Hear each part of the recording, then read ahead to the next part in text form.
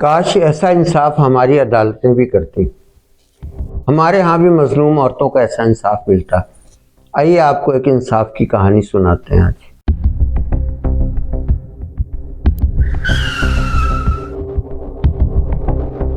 अस्सलाम वालेकुम नाजरीन, मेरा नाम नजीबुर रहमान है। मैं आपको अपने चैनल रुक जाएं पे खुशामदीद कहता हूँ। नाजरीन, हमारे यहाँ कुछ ऐसी जहालत कुछ सिलसिलों में चल रही है, कुछ लोगों में चल रही है कि जो बहू है उसको घर की नौकरानी समझा जाता है और उसको किसी हुस्न सलूक का मुस्तहिक नहीं समझा जाता, और उसके पीछे एक दूसरी औरत ही कारफरमा होती है जिसे सास कहते हैं। हर जगह ये नहीं होता, बहुत अच्छी सासें भी होती हैं, लेकिन एक अलमिया है कि इसकी बड़ी सख्त दास्तानें भी आती हैं, बड़ी बड़ी जुल्म की आती हैं कि जो है वो सास साहिबा अपने बेटे को मजबूर करती है कि वो अपनी बीवी पे जुल्म करे, उससे ज़्यादती करे। जहेज़ के ताने दिए जाते हैं, बाज़ औक़ात तेज़ाब फेंकने के वाक़यात हुए। ये जुल्म होता है और कहीं हमें ये सुनवाई नहीं हुई कि क्या इंसाफ मिलता है उनको या नहीं मिलता, या वो फिर लड़की के माँ बाप लड़की को ही अपने दबा के, डांट के, डपट के, उस पर जुल्म होने के बावजूद उसको उसके घर वापस भेज देते, और इसी तरह जुल्म सहते सहते वो उनके बच्चे जवान हो जाते हैं और वो औरत जो है वो ज़िंदगी की खुशियाँ नहीं देख पाती। वो जो इसलिए ब्याह के लाई जाती है, जब वो शादी होती तो उसके दिल में पता नहीं क्या क्या अरमान होते हैं कि मेरा घर होगा, मेरा शौहर होगा, मेरे बच्चे होंगे, हमें अगले घर में इज्जत मिलेगी, खुशियाँ मिलेंगी, लेकिन अगले घर में उनसे बदसलूकी की जाती। और एक पहले से नफसियाती तौर पे सास और बहू के अंदर एक गैर महसूस रिश्ता कायम होने से पहले भी एक गैर महसूस खलीज पाई जाती है, एक गैर महसूस हकारत कह लें या आप एक रिपल्जल कह लें, यानी एक दूसरे से दूरी पाई जाती। सास को अम्मी कह के भी वो अम्मी नहीं बनती। हालांकि ऐसी सास भी है, वो तो बहुत रेयर होती। जैसे हमने देखा कि शादी के 7 साल बाद भी बेटे की शादी के अपनी बहू को हाथ से खाना खिलाने वाली भी हमने ऐसी सास भी देखी कि उसको अपने हाथ से जब तक वो निवाला ना खिला दे तो उन्हें चैन नहीं आता। लेकिन ज़्यादातर ये कि जो हमारे यहाँ तालीम की कमी है, और जो तालीम याफ्ता है वो भी कुछ कारनामे कर गए कि उन्होंने माँ बाप को ही साइड पे कर दिया और कुछ ने रखा है, अपने ख़ानदानी निज़ाम को कायम रखा है और सब रिश्तों का एहतराम भी रखा है। बहरहाल हम तो आज मज़लूम ख़वातीन के बारे में बात कर रहे हैं। नाजरीन, एक मैंने BBC से एक स्टोरी मैंने सुनी, जो कि उनके जो वेबसाइट है उसके ऊपर नशर की गई, लिखी हुई थी कि अमेरिका में एक पाकिस्तानी बहू ने अपने उसके ऊपर ये जुल्म होता रहा कि उसकी सास साहिबा और उनका शौहर और उनके देवर, उन लोगों ने उसको हब्से बेजा में रखा हुआ था। यानी उसको पाकिस्तान से ब्याह के ले गए, वो पता नहीं बेचारी किन अरमानों के साथ अमेरिका गई, और ज़ाहिर है उसके माँ बाप को भी होगा कि हमारी बेटी चलो अच्छा हुआ अमेरिका चली गई, वहाँ पे खुशहाली होगी, खुशियाँ देखेगी। लेकिन वहाँ उसको 3 लोगों ने उसको इंतहाई जुल्म में रखा। पहले नंबर पे उसकी सास साहिबा ने, दूसरे नंबर पे उसके शौहर ने, और तीसरे नंबर पे उसके देवर ने। वो लोग क्या करते थे, उसके साथ घर के सारे काम उससे कराने, और अगर कहीं कोई गलती हो जानी या कोई काम में कसर रह जानी, उसको बाकायदा मारना, पीटना, लाते, मुक्के, घूंसे मार।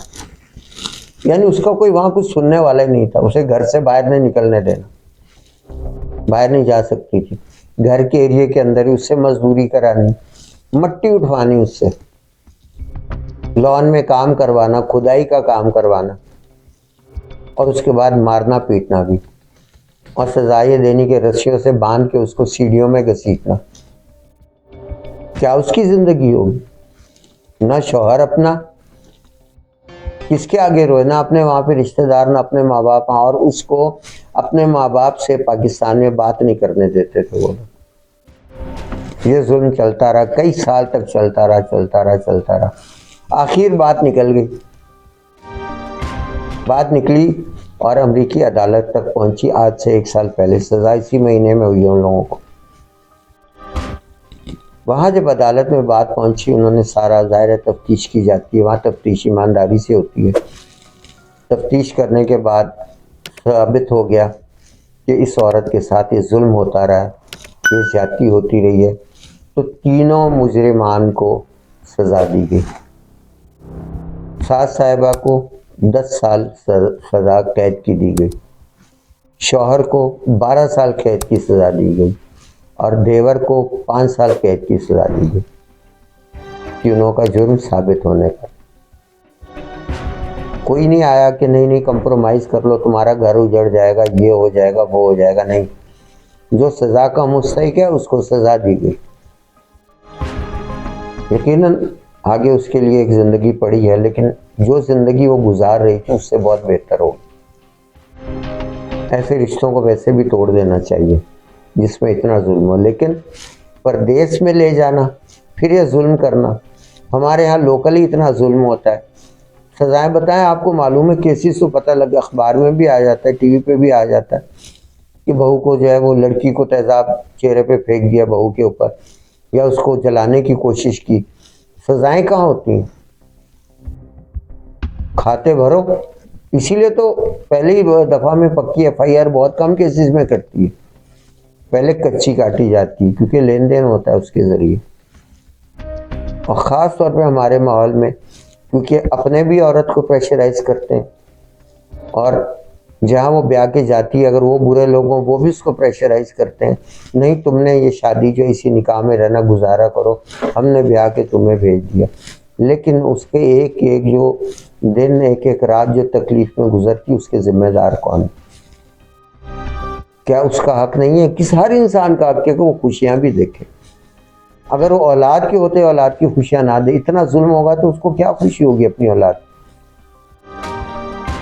इसी तरह फिर उसकी एक उम्र ऐसी आ जाती है कि जहाँ उसे पता होता है अब कहीं भी जाऊंगी तो कोई मुझे खाने को भी नहीं देगा।